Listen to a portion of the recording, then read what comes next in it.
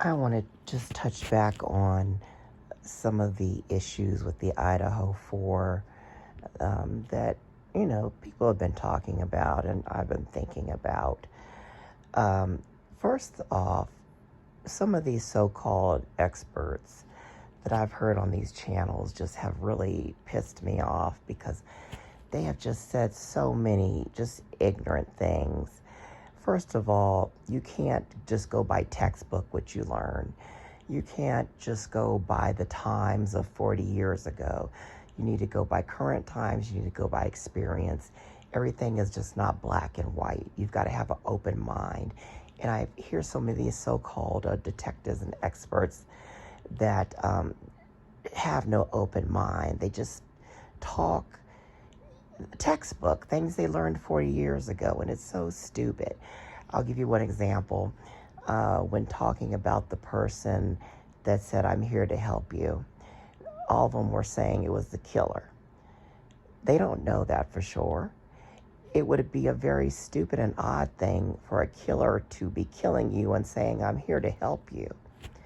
You know, if you think sensibly, it would make more sense that Ethan was saying that to his girlfriend as they're both dying just to comfort her. Wouldn't that make more sense? Okay, the only other thing that I can think of that would make common sense is if somebody else did it, Koberger came in there and saw the blood and everything and then said, "I'm here to help you," got freaked out, left, okay? Or if there were other people in the house the whole time, which is very reasonable to think, since they had let people and strangers in out the house all the time, that, it happened, someone was hiding that was there, came in there and said, "I'm here to help you." But just a killer saying that makes no sense. Yet you have these detectives saying that stupid stuff. So please don't listen to these experts. They've said so many ignorant things. Nothing is textbook, just like with medical conditions and things. A lot of times doctors will just go by textbook. Nothing is textbook. And then back to the situation. We don't know if there were other people in that house before everyone came back from their partying and everything. There could have been people in that house, or they could have invited people over. We don't know. They constantly had people in their homes. So anybody could have been in there and did it. They cleared people so quickly, which doesn't make sense. For an investigation like this, it would take days, maybe weeks to clear a person. And they cleared a whole bunch of people within a couple of days. That still does not seem right. They had a neighbor there that had super bushy eyebrows. He was very sketchy. Could he have been involved? There's more than one person with bushy eyebrows, and this guy's eyebrows were bushier than Brian's. Could he be someone that someone saw? Could he been over there partying and then, he left out? We don't know. It could have been anyone. The bushy eyebrow thing, it just blows my mind how stupid people are about that. Like Brian's the only person with bushy eyebrows. It just really trips me out. The thing that irritates me the most is, Dylan not calling the police at all. I mean, she didn't even call him with somebody else. And, to wait almost 9 hours before anything was done, that pisses me off. And then if Bethany did hear and see something, that would make her guilty too. So it would be two of them that were pieces of crap and didn't contact the police and could have possibly saved a life. So I'm just pointing out just a few things that, we've been talking about, but this just doesn't add up.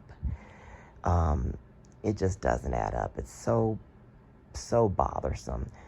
the timeline is off. Just like I said, go to Harsh Reality's channel. He did an excellent video about the timeline. It doesn't seem like something one person could have done that quickly, and it just doesn't seem like one person could have done at all, because the noise in that house had to be so loud, from people struggling, fighting back, crying, screaming. You can't tell me that everybody in that freaking house didn't hear something. I really think, well, I'm assuming it took longer to do and their timeline is off, or it was more than one person doing it. And then let's go back to the noise thing. And this just gets my blood boiling. Going back to experts, they could have just thought it was party noise because it's a party house. For an expert to say that, they need to have their credentials taken away. There is a distinct difference between party noise and people screaming bloody murder, being attacked, bodies thumping on the ground, people moaning, people crying. Is that party sounds to you? If you think that, you are less than a fool. Let me repeat that again. If you think those are party sounds, you are less than a fool. And you heard so many stupid ass experts saying that, and popular YouTubers saying that. It just makes my blood boil.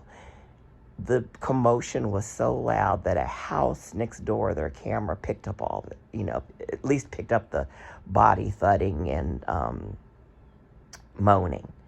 So if a house next door can pick up that, damn well those noises were loud in that house.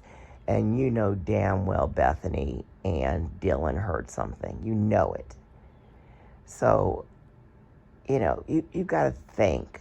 Think reasonably, think intelligently. Don't just say stupid stuff, especially if you're a professional. I mean, I've just heard so much crap, it just makes me scared that these people are investigators, that they're detectives. Some of the ignorant things they've said, especially about that being party noise. You would have to be a real dumb-ass box of rocks for a brain to think that those were party noises. It's just mind-blowing. And like I said, we don't know who else was in that house. We don't know how many people had bushy eyebrows. And the police, like I said, cleared people in an unreasonable amount of time. It's just crazy. So all I'm saying is really think about things. Use good judgment before you especially post it on YouTube. And you need to think of all possibilities, because there's just so much stuff in this case that the possibilities could be endless. There's nothing that we can say for sure that certainly happened, because there's just too many possibilities. There was the DoorDash driver that happened to be there exactly at the time the killer was supposed to be there. How could that person not have seen anything? The only thing I can think of was the killer might have already been in the home, and nothing looked suspicious. We don't know if Brian ever went in the house. How about he was just driving and there was someone else with him that went in the house and he didn't know they were going to do that? We don't know that. It's all possibility. How about it was Kopaka? How about him and Brian were friends? It's not unreasonable to think that they didn't know each other. They could have known each other. We don't know. You have to think of every possibility. We have very little information, and the little information that we do have, we don't even know that's true. So what we do know, we have to think of every possible occurrence that could have happened and not try to focus and say that any one thing is concrete, because we just don't know. But that's all I gotta say. It's just so much stuff that just doesn't add up, and I just hear so many people trying to say, oh, it's definitely this, it's definitely that, Brian's the only person on earth that has bushy eyebrows, all this other bullshit. They didn't say that. I'm just saying they're not trying to say that somebody else could have had bushy eyebrows. Um, it's just crazy. Anyway, that's my 2 cents worth. There's so many other things that I could talk about that don't add up, but I don't want this video to be too long. So as I think about things, I will talk more on it. Anyway, please hit that like button, hit that subscribe button, and I hope you have a great day or evening wherever you are.